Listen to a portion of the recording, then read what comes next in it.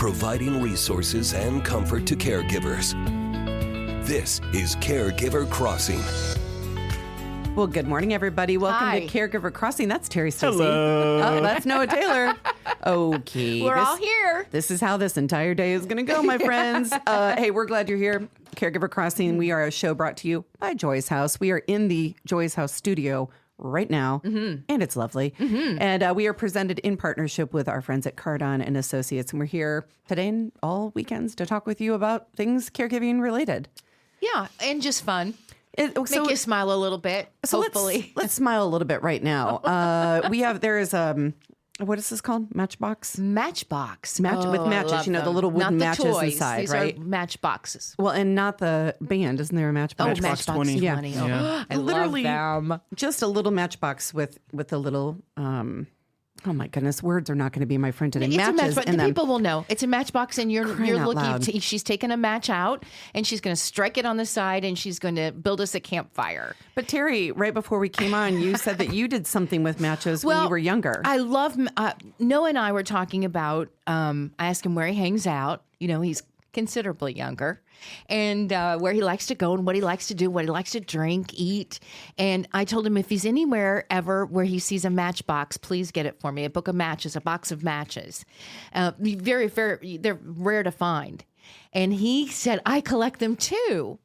And then we started talking about matches because I've always loved matches. I don't know why. We all love our things, right? And I told Tina that I caught the tablecloth on fire at prom.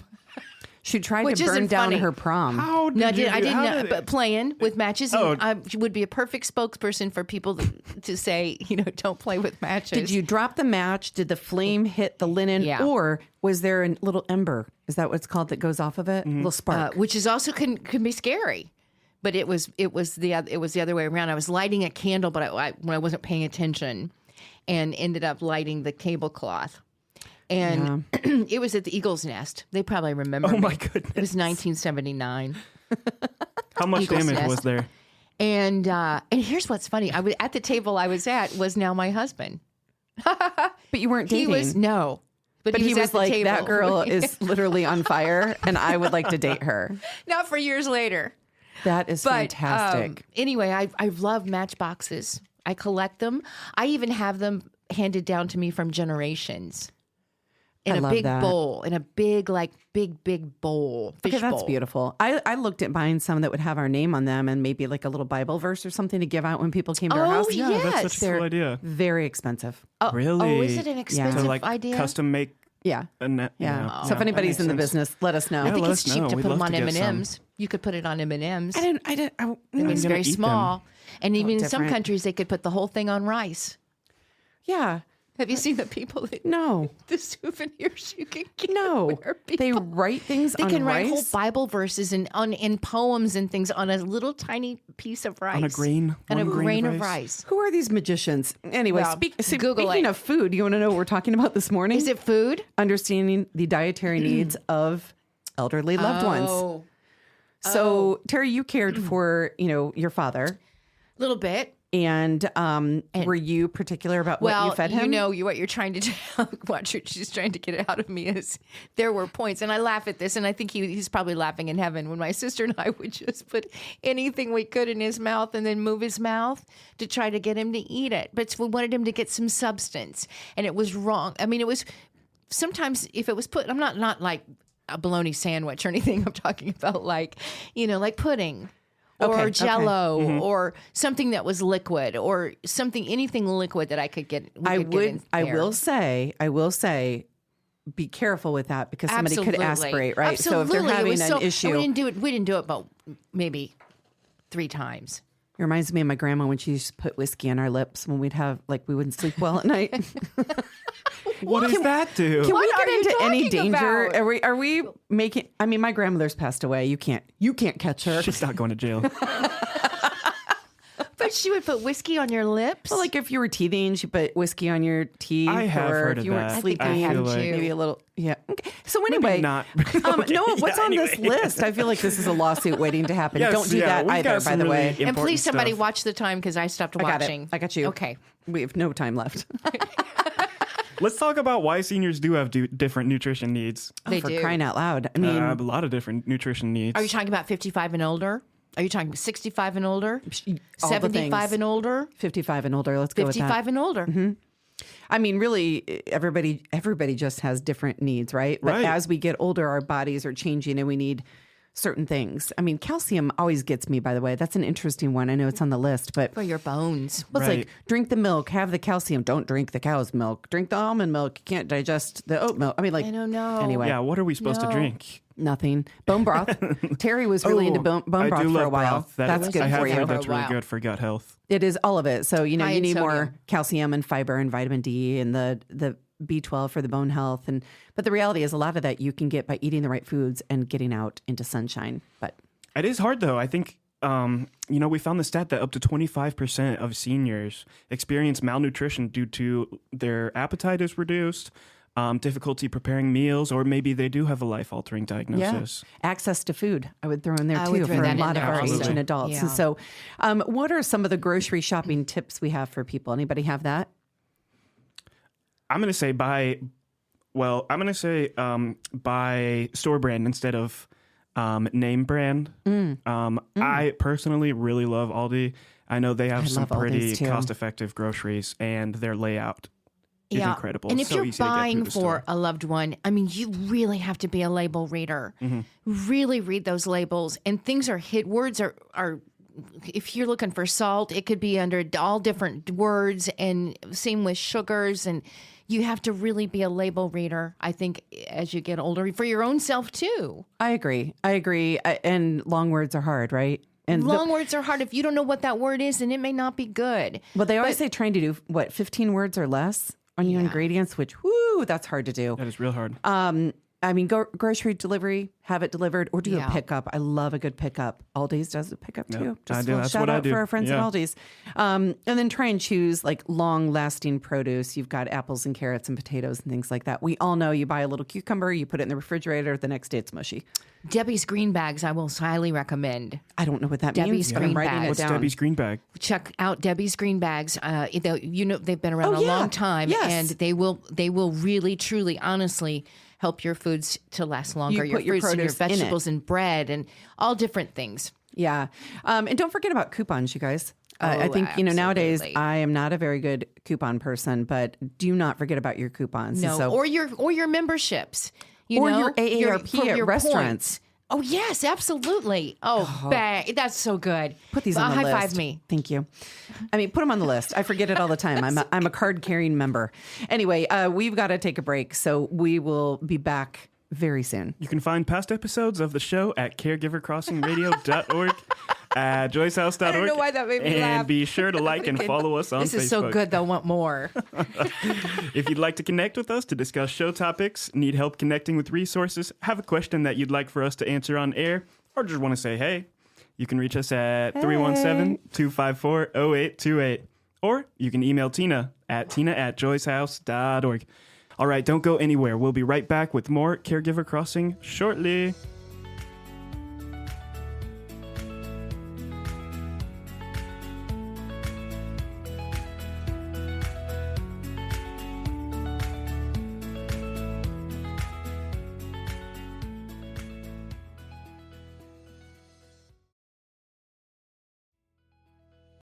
This is a mini meditation guided by Bombas.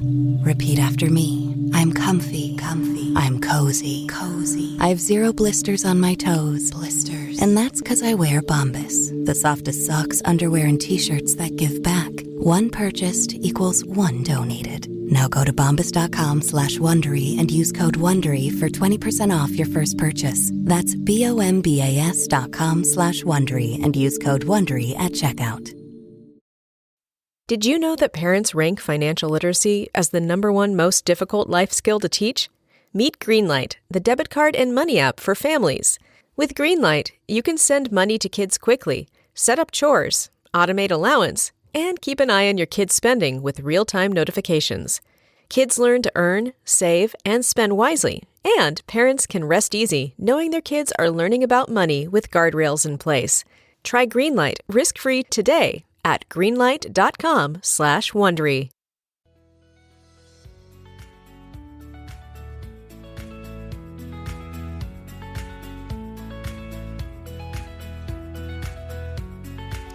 We are back on Caregiver Crossing. We're your hosts, Tina McIntosh and Terry Stacy. Hi. And then Noah Taylor, of course, is here as our incredible producer. So Noah, thank you for everything you do. We are honored to welcome Dr. William Hoy to Caregiver Crossing. He is someone who has 40 years of experience. Dr. Hoy is a well-regarded authority on clinical aspects of grief and bereavement, the power of social support healing, and he retired last May as clinical professor of medical humanities at Baylor University, and he wants to focus on his writing and teach for the professional, volunteer, and informal, the family caregiver communities. He's the author of 7 books already. Wow. And has dedicated his career to helping people navigate loss with great compassion and connection, and we are just so excited you're here. Dr. Hoy, welcome to Caregiver Crossing. Thank you. It's my honor to be with you guys today.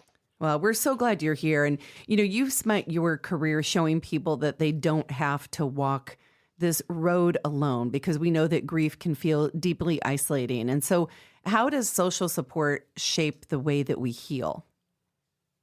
Well, Tina, Terry, and Noah, I'm a bit of a unicorn, I suppose, because I'm what some people would call a clinical scholar. I spent most of my life at the bedside before I transitioned to the academy the last 15 years or so of my career.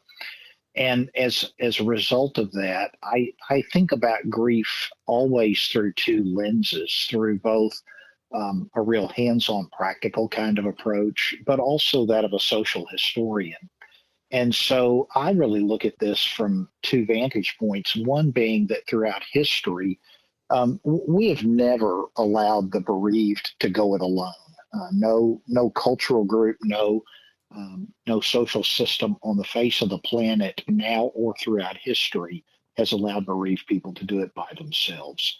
As far back as we can go, grief has been done in community with the benefit of social support around grieving people. Interestingly, though, history is not good enough. We always want to ask ourselves, just because we've always done it that way, does that mean it's still best? And I think what the COVID pandemic laid bare for us is, yes, absolutely, we don't do well in isolation. And that's part of the reason we have the uptick. It's more than uptick. It's the rebound pandemic now of mental illness, especially related to depression and anxiety disorders, that was already brewing when COVID happened, but has been put on steroids. So I think there's no question that social support really does shape the way we heal, and we both know that from history and from current practice as well. Caregivers are a little different. Caregivers do oftentimes isolate themselves, and they put that grief on hold and hold on to that in their brains and in their hearts while they focus on their loved ones. What advice do you have, Dr. Hoy, for those that are really struggling to balance caregiving and yet focusing on their own emotional needs, what sometimes makes you feel guilty? I think of that kind of as a 3-leg stool. One is to make time for yourself. There's no substitute, even in the informal, familial kinds of caregiving, how important it is to make time, have a nice warm bath with candles, anything, just make time for yourself. Secondly is to keep a journal. That sounds counterintuitive. It's like, I don't have time to do everything I need to do now. Where in the world would I have time to write? My response to that is 10 minutes, even 5 minutes a day writing in a journal is invaluable and will pay rich dividends. The third thing that I think about is to accept help. Most people will be asked, what can I do? Or if there's anything that I can do. If I'm an informal caregiver, I start thinking of a list. What are little practical things people can do for me? Allow people to go to the grocery store for you. Real simple example of that. I just had my second hip replacement 12 weeks ago. A couple of ladies from the Bible study group my wife and I lead asked Debbie on Sunday, hey, I'm going to the grocery store. Can I go for you? And Deb said to me when she got home, you know what? I know that I am perfectly capable of going to HEB myself, but I told Mel, hey, if you'd pick up this, this, and this, that would really help me. And I think to accept help is incredible. I keep a list of things that folks could do if they ask. Don't at all be shy. If people say, if there's anything I can do to help, let me know. Say, well, as a matter of fact, there is. Here's something you could do. Could you pick this up at Dollar General? Could you run this errand, pick up the dry cleaning? Anything, let people help. Yeah, that makes perfect sense. It also makes me wonder, people sometimes, not the grieving individual, but friends or family, neighbors, we don't know what to say when someone is grieving. And so we just don't say anything at all, which doesn't necessarily feel good for anybody. And do you have any maybe like simple but meaningful ways that we can support someone who's in mourning? Just tell us what to say, Dr. Hoy, and we'll do it. Yeah, it'd be great. Yeah, in 3 easy steps or less, right? So, gosh, if that's not maybe the most frequent question that we in professional circles hear is, I don't know what to say. I don't know what to do. Help me. A couple of things that I found really helpful. One is work hard to not minimize the other person's experience. Any kind of word, any kind of phrase that starts with an at least or something like that, you can bet what's about to follow that is something that makes this loss sound like you think it should be less than it is. So if you say, well, at least he lived a long life, or at least he's out of his suffering, or at least he's in heaven, or at least anything else, what you're really doing is saying, knock this off and quit carrying on so much. This isn't as big as you're making it. So just banish that phrase and work to say, this must be really hard. I don't know what it is like to walk in your shoes, but I'm here for you and I care. And then the other thing would be what I was saying a minute ago about informal caregivers accepting support when it's offered. Look for tangible things to do. Look for tangible ways to be of help. Hey, I'm going to the grocery store. What can I pick up for you? Not, is there anything I can pick up? But just in sales, they call it the assumed close, I think, or something like that. It's assume that there is something you can do and work from there. Or those are the things I find most often helpful. Share stories. I never hear grieving people wish that people would quit telling them stories about their loved one who died. It's like our greatest fear is that our loved one will be forgotten. So when you 6 months later say, gosh, I had this moment that I was missing Sue, especially because she and I always went to this restaurant. It's the first time I've been back there. And Bob, I wanted you to know I was thinking about her today and thought about you. That's so beneficial, just very helpful. Wow. All right, Dr. Hoy, we are so glad that you've got time with us today. Dr. William Hoy, we're going to need to take a break. Do you have time to stick around? We've got more questions to come. Do you think you've got some time? Sure. Be happy to hang out with you. Oh, yeah, because I want to talk about funerals. Well, yeah, and there's an event, I believe, that's coming up. Well, there is an event. We want to talk about the event. We also want to talk about funerals because that is, in today's day and age. Well, we'll talk about it when we come back from the break. All right, hang on for us a minute, Dr. Hoy. We'll be right back. You are listening to Caregiver Crossing, a show designed for family caregivers and the people who love them. Caregiver Crossing is brought to you as a service of Joyce House in partnership with Cardon & Associates. With locations in Broad Ripple and near the University of Indianapolis campus, Joyce House provides exceptional day services for individuals living with a life-altering diagnosis and compassionate support for family caregivers throughout the community. At Joyce House, we believe that everyone deserves to live their best life, regardless of their abilities. Learn more about our adult day and caregiver support services by calling us at 317-254-0828 or visit joycehouse.org today. All right, stick around. We'll be right back with more Caregiver Crossing right after the break.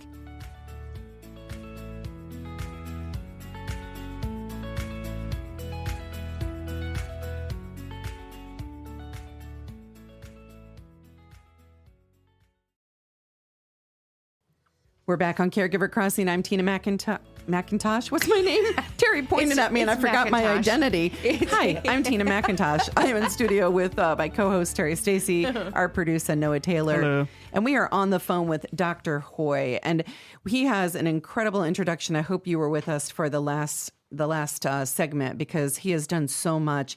We want to dive right in now, Dr. Hoy, because we want to talk about funerals. You've written an entire book. You have 7 books so far, but an entire book on the subject. And we have to ask, why do funerals matter? Like, what role do they play in helping people heal? Sure. Well, that was the question that was posed in the title of the first book. I actually just released the sequel to that called Creating Meaning in Funerals. Last fall, Routledge published that also. But Do Funerals Matter, published about a dozen years ago, posed the question of do they, and again, looked at, like I was talking about in the earlier segment, an historical perspective on what we have done throughout history and around the world.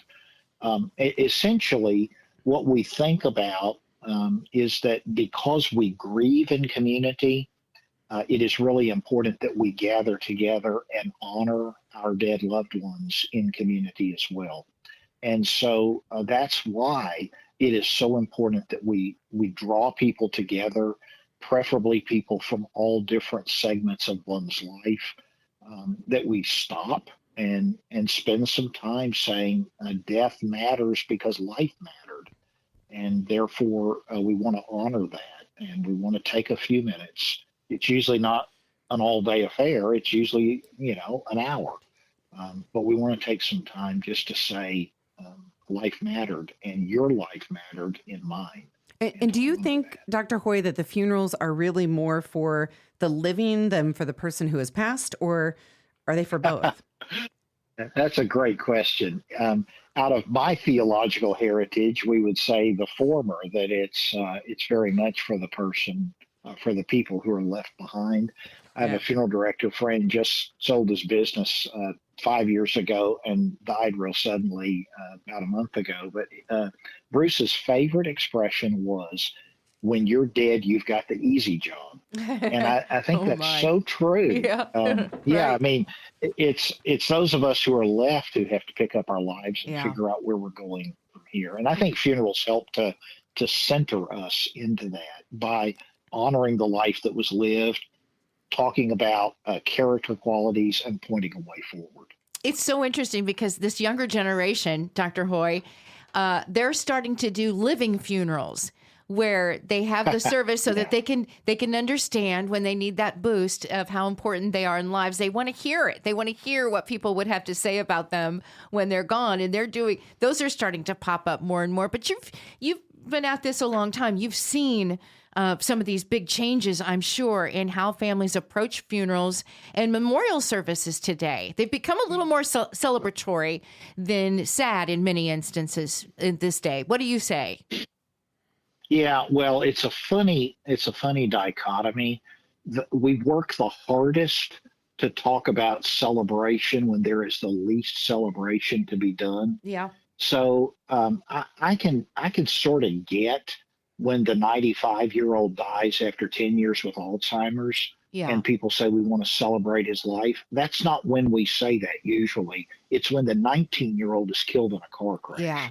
And there's nothing celebratory about that. And it drives that whole term celebration of life drives me crazy because it implies that grief is not spoken here. And what we inevitably do is we send grief underground instead of saying we'll honor life, but we're going to cry, and we're going to cry great buckets. So I hope people are crying at my funeral because I'd like to think that I have touched enough souls over my life and career that somebody's going to miss the fact I'm dead and that they're going to notice that. So I think we have to change our vocabulary. The whole celebration of life thing, in my estimation, is simply a thinly veiled attempt to do an end run around the pain and say, we are not going to hurt. And I'm sorry, the greater the loss, the greater the hurt is. That's interesting. It's interesting to hear your thoughts.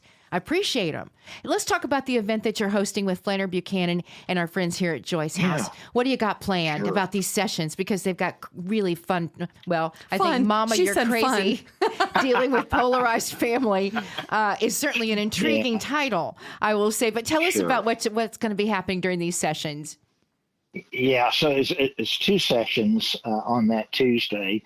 And essentially, what I like to do is to say, let's talk about practical techniques, things that a caregiver, a professional therapist, a hospice chaplain or social worker, whoever, here's a practical thing I can do, a practical skill I can use.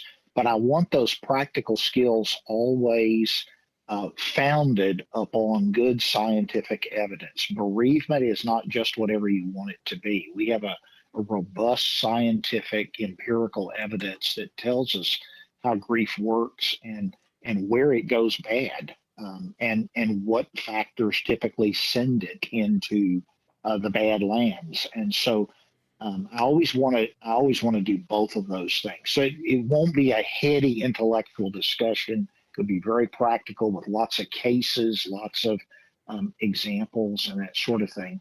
The 2 topics, the mourning, Mama, They're Crazy, you might recognize that comes from a song that the Judds, a country song the Judds recorded back in the early 1980s. Yes. They had a whole different meaning for it, but I like it because, man, we used to say when I was taking care of hospice patients in Southern California, we talked about the daughter from Indiana or the daughter from Florida or the daughter from Ohio or wherever who, came into town. And every family's got crazy. If you can't find it, then look in the mirror because it's you. And so the idea is that I feel like that just hurt my feelings a little. A lot of families are pretty polarized. Right. And folks are not always getting along. And so this is going to be a real practical kind of how do we make sense of that? The afternoon session, we're going to talk about the fact that there's a lot of push in our society toward recovery from grief. I don't use the word recovery. I use the word enfold this loss into the rest of my life. Talk about integrating the loss or adapting to the loss. We don't get over it. We don't put it behind us. We don't move on. We simply enfold this loss into the rest of our lives, and that's a lifetime process. So we're going to talk about kind of how families, how individuals deal with the subtle and sometimes not so subtle pressure from well-meaning friends and families about, well, you ought to be better than this by now. What's wrong with you? You are hearing the voice of Dr. Hoy. He is so many things. He is a friend of Flanner Buchanan and of Joyce House. We cannot wait to have you come in and be with us here on the 10th of this month. And if you want to join, if you are you're hearing him, and you're like, I need more of him. He's got his books. You can find him, on social media, online. Like, he is so very popular because he's so very real and wonderful. And so you can also find him on our website. If you want to attend one of these events, you let us know. We want to have you there. And you can always email me, tina@joycehouse.org. We have to go, Dr. Hoy. We will see you very soon. We're grateful for you in this world. Thanks for letting me be with you today. Thank you, Dr. Hoy. You're listening to Caregiver Crossing, a show designed for family caregivers and the people who love them. Caregiver Crossing is brought to you weekly by Joyce House in partnership with Cardon & Associates. We're here every week to bring you support, education, and hopefully a good laugh. All right, don't go anywhere. We'll be right back with more Caregiver Crossing right after the break.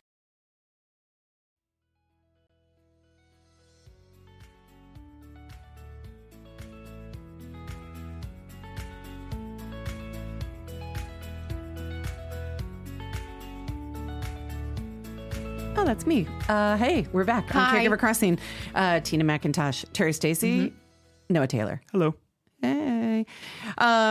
We know that these topics that we're talking about right now are a little bit heavier, but it's also about the love, right? Right. We're trying to connect the love and a little bit of that grief that we're going to be focusing on in March.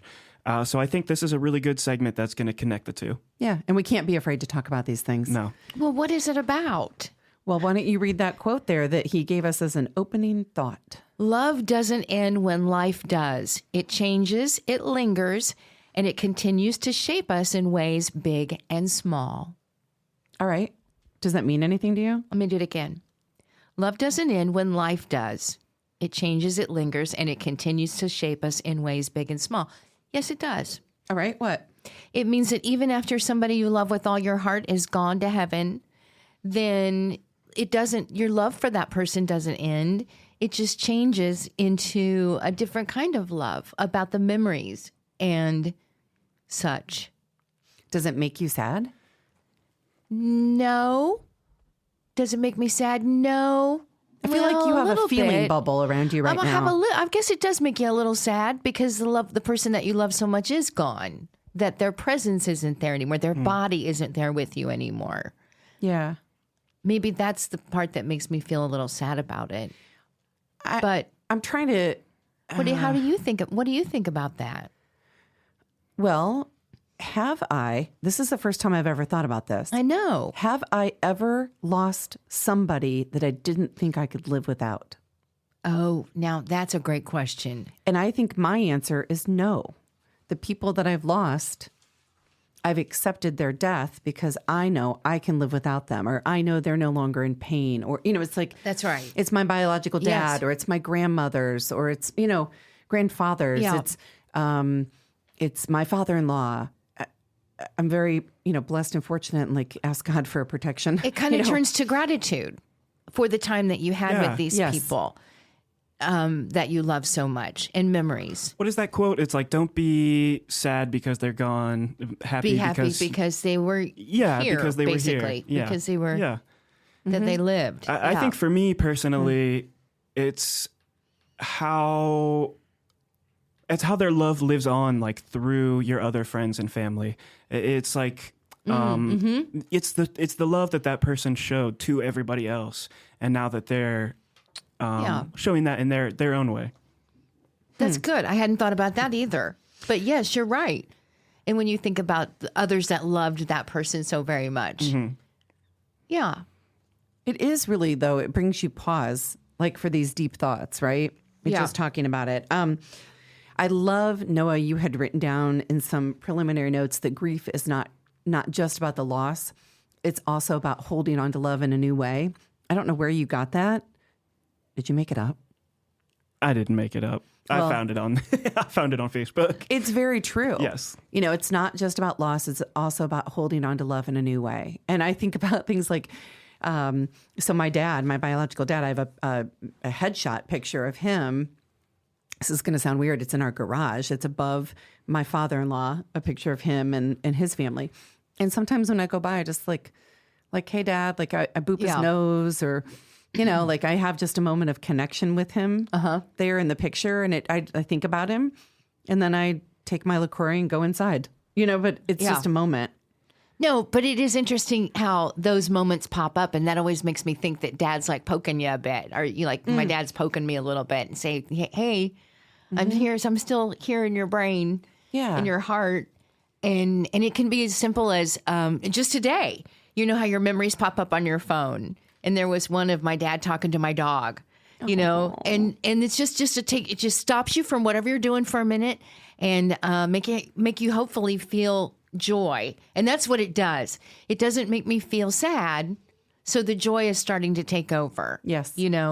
So here's a good question. Have you ever caught yourself doing something that reminds you of your loved one? Noah? Absolutely. After my dad passed, he was the biggest fan of all kinds of music. Yeah. And one thing I remember specifically is just being in the car and rapping along to his favorite Eminem song, or just singing along to one of his favorite songs that maybe I don't even like all that much, but just having that feeling, the memory of singing along with him to the song. Those kind of moments. Music is amazing, isn't it? It is, yeah. How It's it does such a take you connector. right. It is such a connector. Memory, all of it.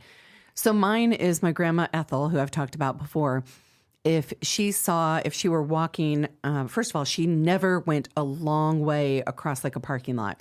You always went straight across so you didn't get in other people's way. It was always considerate. And then if you saw like some of the rocks kicked out of landscaping, you put them back.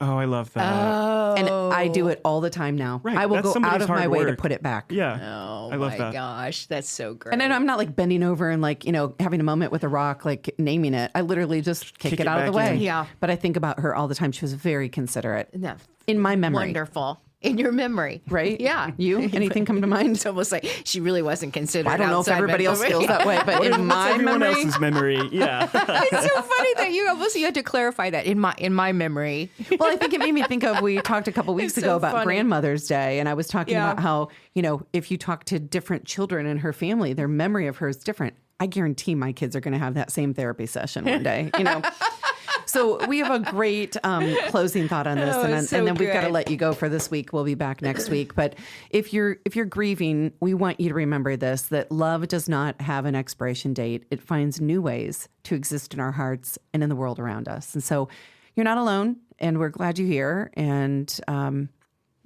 if you need to shed a tear and then move on to something else today, we support you in that. And if you have a giggle about something with your, about your loved one who was once here, we think that's great too. So just be with your feelings. Okay. So if you want to contact us, email me at tina@joyshouse.org. You can always call us at Joy's House at 317-254-0828. Anything else before we have to leave for the day? Until next time, take good care of each other.